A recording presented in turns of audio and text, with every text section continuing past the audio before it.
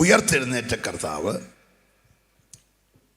തൻ്റെ ശിഷ്യന്മാരാകുന്ന 11 പേരെ, ഗലീലക്കാരായ 11 പേരെ കൂട്ടിവരുത്തിയിട്ട് ഏറ്റവും ഒടുവിലായി അവരോട് പറഞ്ഞ, അവരെ ഭരമേൽപ്പിച്ച ശക്തമേറിയ ദൂതാണ് നമ്മൾ ഈ രാത്രി ചിന്തയ്ക്ക് ആധാരമായി വായിച്ചത്.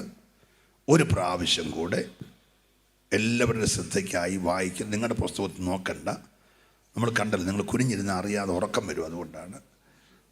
അതുകൊണ്ട് കുനിഞ്ഞിരിക്കേണ്ട, ചെറിയ തണുപ്പൊക്കെ ഉണ്ടല്ലോ. അതുകൊണ്ട് ദൈവദാസൻ നിങ്ങളെ മൈക്കിലൂടെ അത് വായിച്ച് കേൾപ്പിക്കുമ്പോൾ നിങ്ങളത് ശ്രദ്ധിച്ച് കേൾക്കുക. വായിച്ചാണ്ട്. എന്നാൽ 11 ശിഷ്യന്മാർ ഗലീലയിൽ യേശു അവരോട് കൽപ്പിച്ചിരുന്ന മലയ്ക്ക് പോയി. അവനെ കണ്ടപ്പോൾ അവർ നമസ്കരിച്ചു. അവർ ആരാധിച്ചു. ചിലരോ സംശയിച്ചു. യേശു അടുത്തു ചെന്നു സ്വർഗത്തിലും ഭൂമിയിലും സകല അധികാരവും എനിക്ക് നൽകപ്പെട്ടിരിക്കുന്നു. സ്വർഗത്തിലും ഭൂമിയിലും സകല അധികാരവും എനിക്ക് നൽകപ്പെട്ടിരിക്കുന്നു. ആകയാൽ നിങ്ങൾ പുറപ്പെട്ട്, എനിക്ക് അധികാരം ലഭിച്ചത് കൊണ്ട് നിങ്ങൾ പുറപ്പെട്ട് പിതാവിന്റെയും പുത്രന്റെയും പരിശുദ്ധാത്മാവിന്റെ നാമത്തിൽ സ്നാനം കഴിപ്പിച്ചും ഞാൻ നിങ്ങളോട് കൽപ്പിച്ചതൊക്കെയും പ്രമാണിപ്പാൻ തക്കവണ്ണം ഉപദേശിച്ചുകൊണ്ട് സകല ജാതികളെയും ശിഷ്യരാക്കിക്കൊള്ളുവീൻ. ഞാനോ ലോകാവസാനത്തോളം എല്ലാ നാളും നിങ്ങളോട് കൂടെയുണ്ട് എന്ന് അരുളി ചെയ്തു. Praise the Lord. വളരെ പ്രാർത്ഥനയോടെ നമുക്ക് ദൈവസന്നിധിയിലായിരിക്കും. സുവിശേഷം ഒരു മതമല്ല, ഏതെങ്കിലും ഒരു മതത്തിന് എതിരല്ല. സുവിശേഷം നിർബന്ധിത മത പരിവർത്തനമല്ല. സുവിശേഷം ഒരു വ്യക്തിയാണ്. ആ വ്യക്തിയെ ഉയർത്തുകയാണ് സുവിശേഷ യോഗം. 4 സുവിശേഷമില്ല, ഒരു സുവിശേഷമേ ഉള്ളൂ. ആ ഒരു സുവിശേഷം 4 ആയെങ്കിൽ നിന്നുകൊണ്ട് 4 പേര് എഴുതി. 4 കൂടെ വായിക്കുമ്പോഴേ യേശു ആരാണെന്ന് വായനക്കാരന് മനസ്സിലാകത്തു. Praise the Lord. വളരെ കുറച്ചു കാലം മാത്രം ജീവിച്ചിരിക്കുകയും അതിൽ വെറും 3.5 വർഷക്കാലം മാത്രം ശുശ്രൂഷിക്കുകയും ചെയ്ത,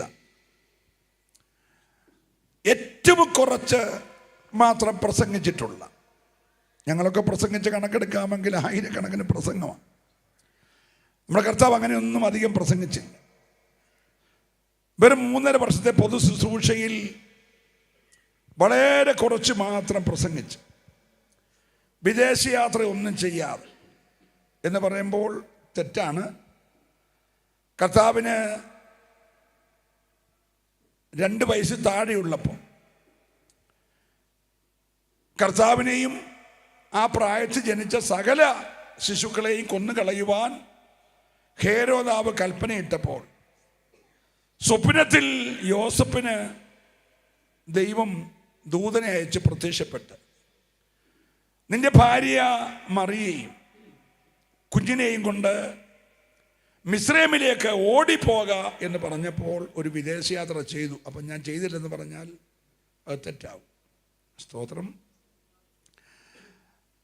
മറിയയും യോസഫും കൂടെ കുഞ്ഞുമായി മിസ്രൈമിൽ പോയി പാർത്തു.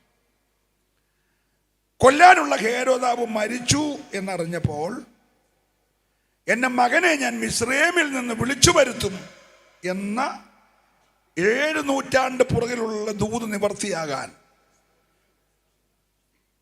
ദൈവം യോസഫിന് വീണ്ടും സ്വപ്നത്തിൽ പ്രത്യക്ഷപ്പെട്ട് പറഞ്ഞു, കുഞ്ഞിനെ കൊല്ലാനിരുന്ന ഹേരോദാവും മരിച്ചു, അതുകൊണ്ട് നീ കുഞ്ഞുമായി മടങ്ങിപ്പാൻ പറഞ്ഞു. അങ്ങനെ അവർ മടങ്ങി വന്നു. ജനിച്ചത് ബേത്ലഹേമിലാണ്. ബേത്ലഹേം എബ്രാത്തെ, നീ യഹൂദാ സഹസ്രങ്ങളിൽ ചെറുതെങ്കിലും നിന്നെ മേയ്പ്പാനുള്ളവൻ നിന്നിൽ നിന്ന് പുറപ്പെടും എന്ന പ്രവചനം നിവർത്തിക്കാൻ പ്രസവകാലം അടുക്കുന്നത് വരെ നസറേത്തിൽ പാർത്ത മറിയയും ജോസഫും. എന്നേരം ഒരു നിയമം ഉണ്ടായി. ഇപ്പം നമ്മളെല്ലാം വോട്ടേഴ്സ് ലിസ്റ്റിൽ പേര് ചേർക്കുന്ന SIR പോലെ അന്നത്തെ രാജാവ് ഒരു നിയമം ഉണ്ടാക്കി. ആ നിയമം അനുസരിച്ച് നസറേത്തിൽ നിന്ന് ഇവർ ബേത്ലഹേമിലേക്ക് പോയി. പറഞ്ഞ സ്ഥലത്ത് പറഞ്ഞ സമയത്ത് പറഞ്ഞ പോലെ ജനിച്ച ഒരാളെ ഉള്ളൂ, അത് നമ്മുടെ കർത്താവാണ്. ഒരു ഹല്ലേലൂയ പറയാൻ. അപ്പൊ കാലം തെറ്റി ജനിച്ചവനല്ല, കാലത്ത് ജനിച്ചവനാ, സമയത്ത് ജനിച്ചവനാ.